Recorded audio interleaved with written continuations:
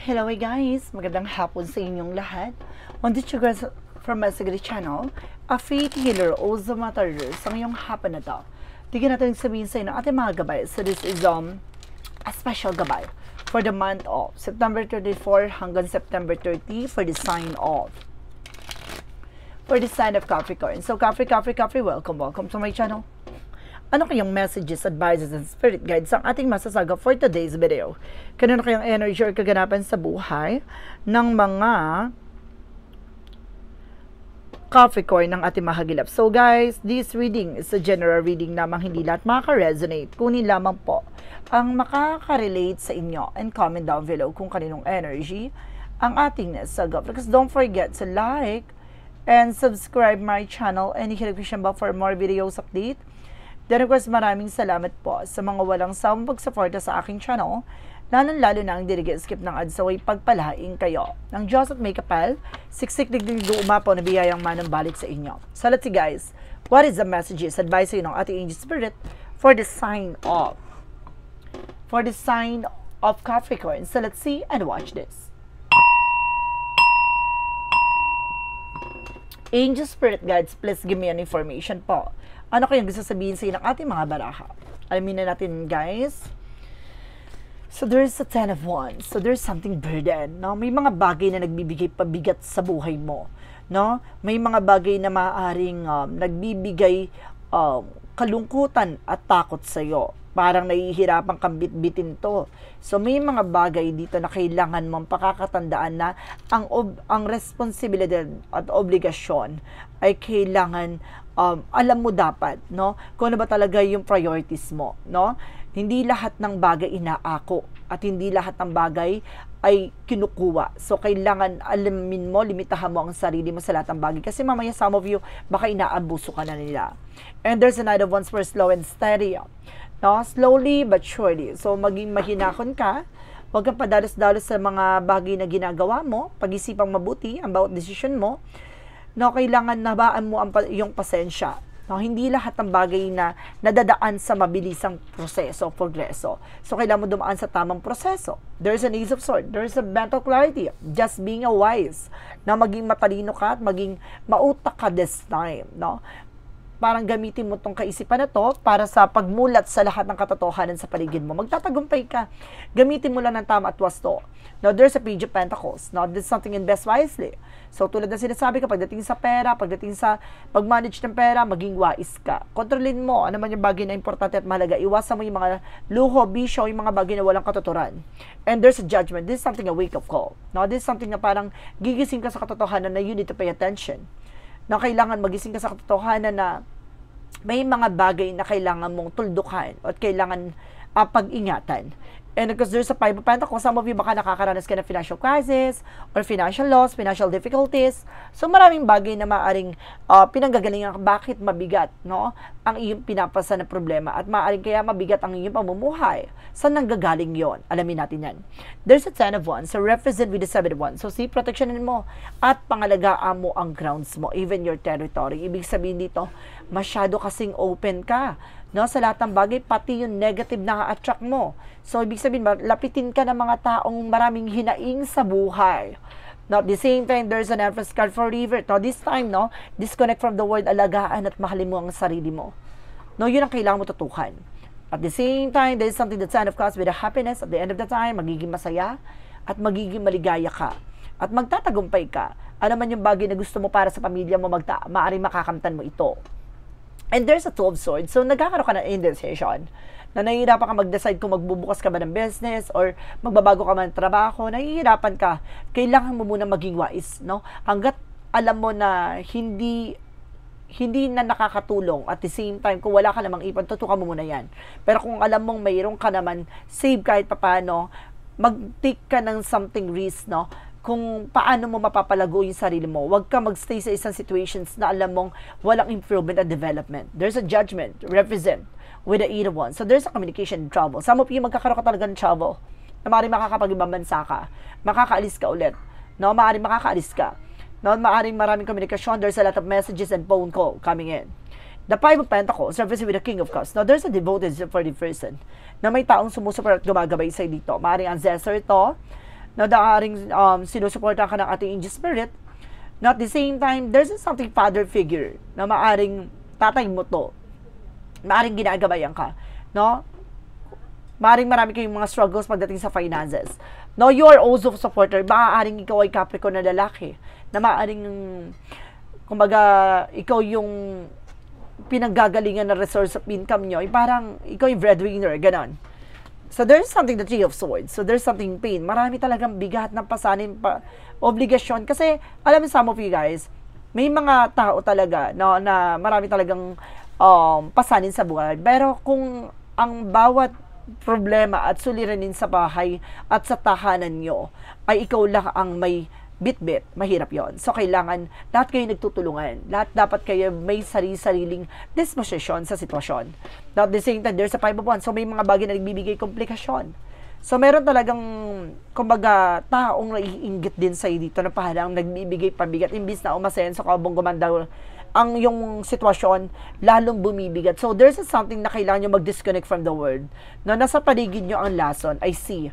Now, there's a magician. So, there's something manifestation. May mga bagay na unti-unti kang mamamanifest. Matutupad yung mga pangarap mo. There's a desires into reality with the magician. Na makakamtan mo ito. Na mangyayari ito sa pamilya mo, sa buhay mo, magiging masaya at magiging maayos ka. Na maging wais ka. No? Bigyan mo ng liwanag ang iyong isipan. Ano ba takalaga ang kailangan mong gawin?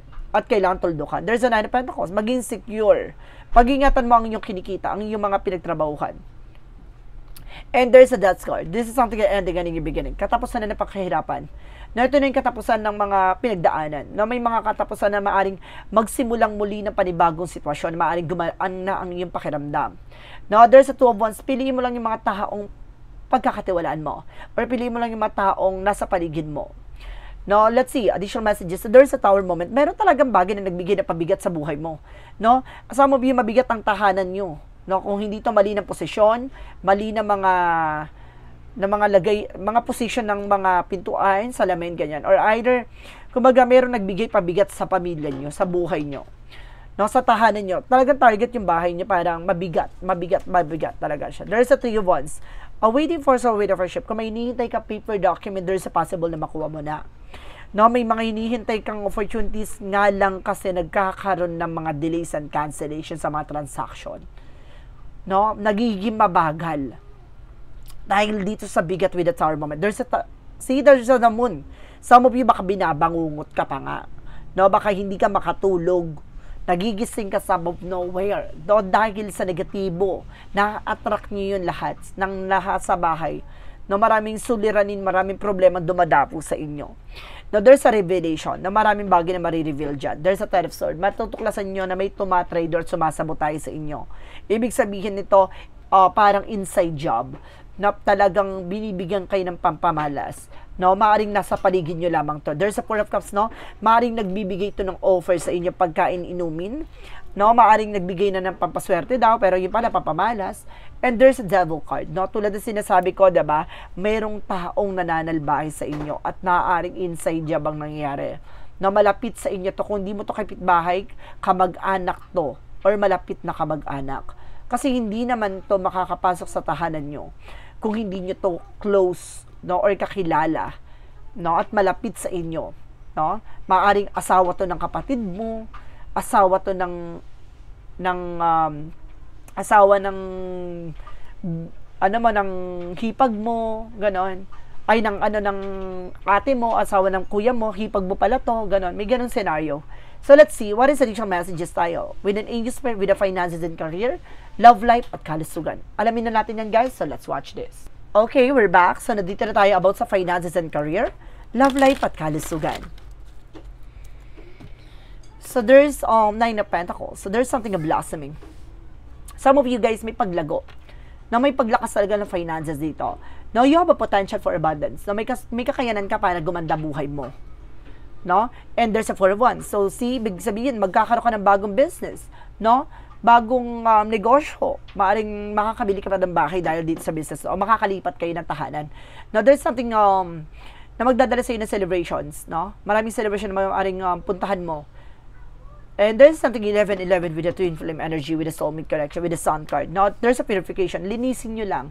No, napaka-negative na inyong tahanan na kailangan nyo tanggalin yung mga negative na yan. Na mag-set kayo ng protect, cleanse, no, i-cleanse yung tahanan nyo. And there's a Queen of Pentacles. Maging mature kayo how to manage and control your finances. Na maging mature kayo paano nyo papangalagaan for protection at ano man yung bagay na meron kayo. No, lalo-lalo sa pera. There is a page of wands. So may magandang balita. No, may some of you may tatawag. No, magme-message sa inyo na may mga kliyente, customers kayo. Or baka there's a new job. No? And there's a Six of Pentacles. See, magtutuloy-tuloy na about sa finances. Ang ganda. Ang ganda ng reading mo pagdating sa finances. No? Talagang dadaloy-dadapo na ang magandang kapalaran pagdating sa pagkakaperahan. Sa love life, there is a Four of Swords. No? There's a rest. So, ibig sabihin dito, some of you may nagagayuma. No? Maaring may naninira talaga sa inyong pamilya. No? Kaya nga kayo lagi nagtatalo na person mo or maaring nagkagulo kayong dalawa ng person mo. Maaring separate na nga, no? And there's a Four of Pentacles. So, proteksyonan nyo at pangalagaan nyo ang inyong love life, ang inyong relasyon. No? Dahil gusto nitong sirain, no? Para hindi ka makapag-focusan sa iyong finances. So, there's a Seven of Pentacles with a harvest moment. Aanihin mo. Lahat ng mga bagay na to, lahat ng mga bagay na pinaghirapan mo, makakamtan mo yan. There's a Nine of Pentacles. No, Nine of Wands, sorry. There's a Nine of Wands na kailangan mo lang magtiyaga. Magpatuloy sa iyong ginagawa. No? And there's a Chariot card. You need to take an action from this. So, kailangan mo talagang kumilos at magdesisyon. No? At tuldukan. And this is a King of Pentacles. Maging mature at secure ka dapat sa kung ano man yung bagay na meron ka. Maging practical ka. No? Pangalagaan mo at protection naman yung bagay na meron ka. So, pagdating naman tayo sa kalusugan, there is a Five of Cups na nagkakaroon ka ng parang disappointment, realization. So, may mga bagay na ngayon nagsisingkin sa utak mo, ano ba talaga pinanggagalingan na nararamdaman mo.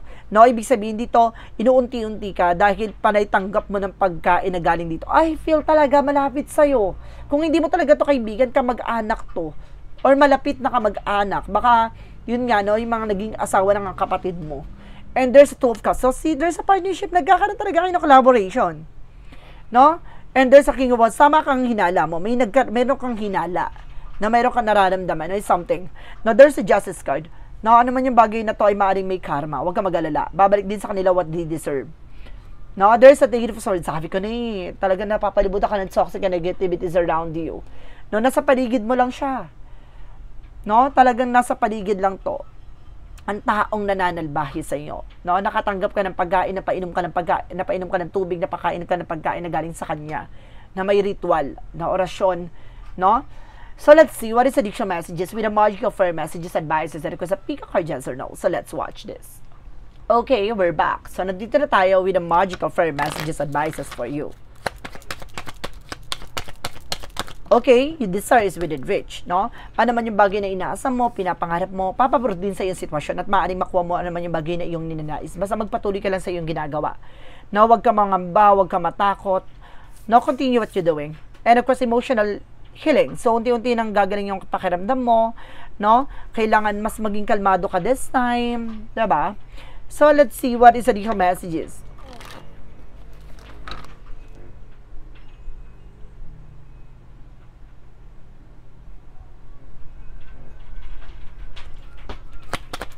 Let's see what is the yin and yang oracle card. There's the sun. There's a purification. May mga bagay na lilinisin dito. May mga bagay na unti-unti ng magiging maayos. No? Lakasan mo ng loob mo.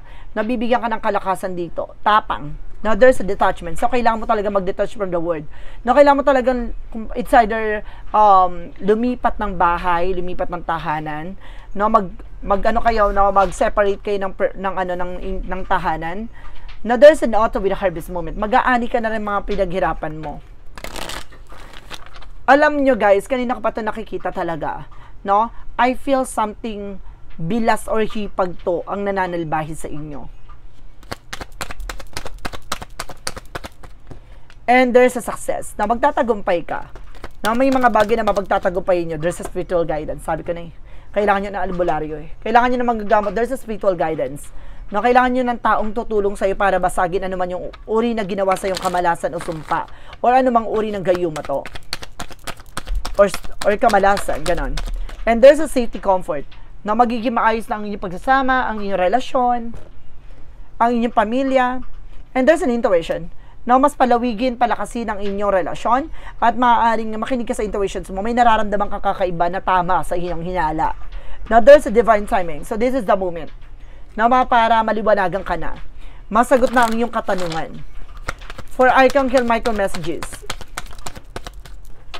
detach from the situation. Kailangan mo talaga makalaya sa hindi maganda sitwasyon.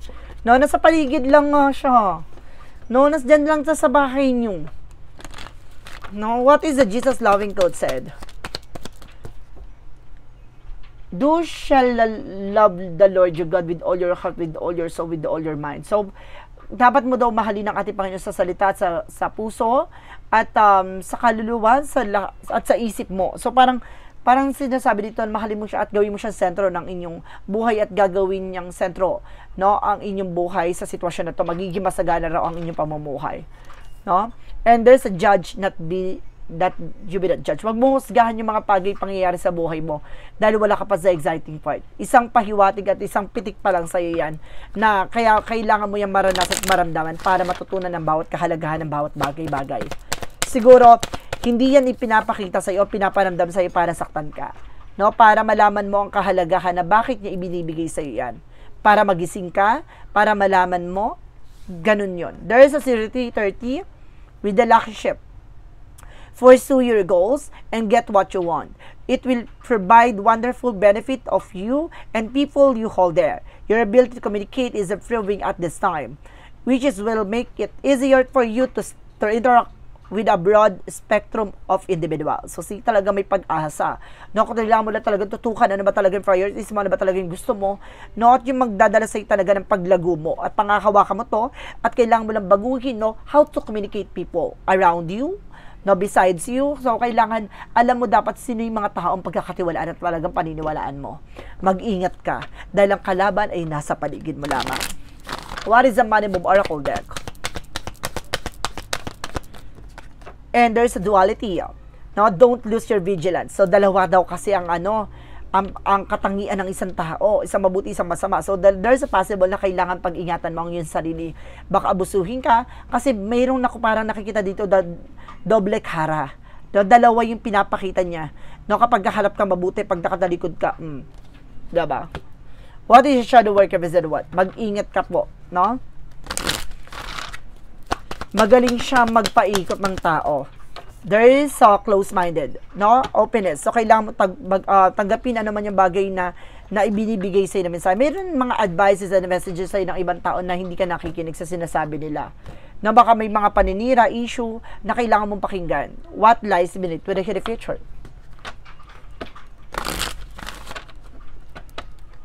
Ano yung mga bagay na nakatago sa hinaharap mo? Okay, let's see. And there's a bag and boo. Para sinasabi dito, parang ginigising ka. No? Parang may mga taong pinagtutulungan ka o may taong tutulong sa'yo. No? There's a watching sit go down, enjoy the gossip. Ngayon malalaman, matutuklasan mo at kumbaga mag-i-enjoy ka na pagmasa ng mga chismosa na alam mo na pero nagmamaang-maangang ka na hindi mo alam pero sila alam, ang akala nila hindi mo pa alam. Diba? Nag-i-enjoy ka sa bawat eksenang ginagawa nila. What is a clarifying for a love situation? At least ngayon, no, nalaman mo na, okay. Diba? And there's a crossing over. Talagang bridge the gap between your heart with trust. No? Talagang, kumbaga, ang pag-ibig talaga, ang relasyon ay kailangan mo dumaan talaga sa sitwasyon na pagpipilian yung tiwala at pagmamahal. No, titingnan dito kung itong tao na to ay pure yung intention, yung love, no, ganon. What is a clarifying for a life situation? Parang may tukso na nasisense ko dyan.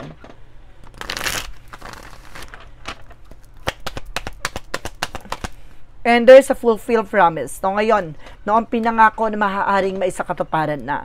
Stay committed to your path, for each step forward brings you closer to your destined fulfillment. Talagang, this is something destiny na talagang nakalaan para sa iyo, no? Parang itinakda na mangyari to. Kahit anumang pigil, harang ng mga tao na yan, walang magagawa dahil nasa kapalaran mo ang bagay na mangyari to. Nahadlangan man nila ang pagkuha mo nito, pero darating yung araw na makukuha mo pa rin siya. No? Na-delay lang. no? Kaya kailangan magpatuloy ka, wag mong tinitignan yung mga tao sa paligid mo kasi pag tinignan mo may stack up pa diyan, no? Kailangan tuloy-tuloy ka sa ginagawa mo. I-distract ka ng mga yan no? I-distract ka ng mga tao sa paligid mo. Kailangan tuloy-tuloy ka lang sa tutumbukin mong landasin. Kapag nag-stop ka doon at pinakinggan mo sila, no, mai-interact ka, talagang madi-disturb ka, na mawawala ka sa concentration, mawala ka sa focus, madi-delay ang iyong pag-unlad at ang tagumpay. What is the part of the life? Sa madaling salita, huwag kang makikinig sa chismis. Ganon. And there is a protections. Now, protection and what pangalagaan mo yung grounds mo. I am divinely guided, protected, and surrounded by light and love at all times. I trust in the protection of the universe, knowing that I am safe, secure, and guided. No harm can come to me.